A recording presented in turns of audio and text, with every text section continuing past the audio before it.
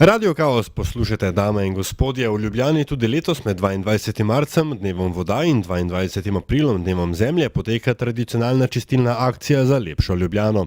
Akcija se bo tokrat zares začela 31. marca in poteka sočasno z vrsto drugih čistilnih akcij po občinah na Ljubljanskem barju, tako da bomo letos priča pravemu ekološkemu podvigu. 79 čistilnih akcij bo v letošnjem obdobju te akcije potekalo. Povezovale bodo pa preko 2500 udeležencev, kar je nadvse pomembno. Letos smo se povezali z osnovnošolci iz ekošol in napovedali boj proti nevestnim lastnikom štirinožnih prijateljev. Akcija, ki je plakat akcije tudi za nami, ne pretvarjajte se, da jih ne vidite, ima svoj vrhunec v Tivoliju 18.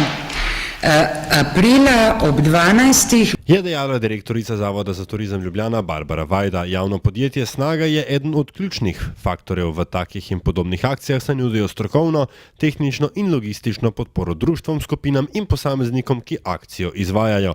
Janko Kramžer, direktor Snage, pravi, da sodelujejo predvsem na dveh področjih. Eno je področje zelenega odreza, se pravi, mi poskrbimo, da na klic občanov ali pa skupin občanov pridemo za svojimi ekipami in odpeljemo vse količine zelenega odreza, ki jih občani pripravijo. In pri tem jih pomagamo tudi tako, da jim pomagamo z brezplačnimi rokavicami in vrečkami. Druga plat so pa posebne čistilne akcije, ki gredo večinoma bodi si preko četrtnih skupnosti, bodi si preko turističnih organizacij. Tam se naberejo pa tudi drugi tipi odpadkov in v okviru te akcije na klic mi pridemo in te odpadke odpeljemo. To soboto se bodo udeleženci skoraj mesec dni trajajoče akcije osredotočili predvsem na barje, za katerega župan Zoran Janković pravi, da je potencialna ekološka bomba.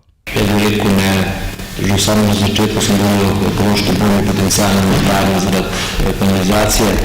To je pač ena drugih oblik in če nekaj postopili, bomo lahko to barje dejansko obdržali tako, kot je najboljše za vse prebivalce, ne samo Ljubljančane. Mimogrede, potem ko bodo očistili barje, se bodo v mestni občini lotili tudi vrtičkarjev. Danes naj bi inšpektorji na lope na vrtičkih med Žalami in sosesko BS3 lepili pozive, naj lastniki do 3. aprila sami odstranijo nelegalno postavljene lope, sicer bo to namesto njih storila mestna občina. Za Radio Chaos, Aljaž Pengov Bitenc.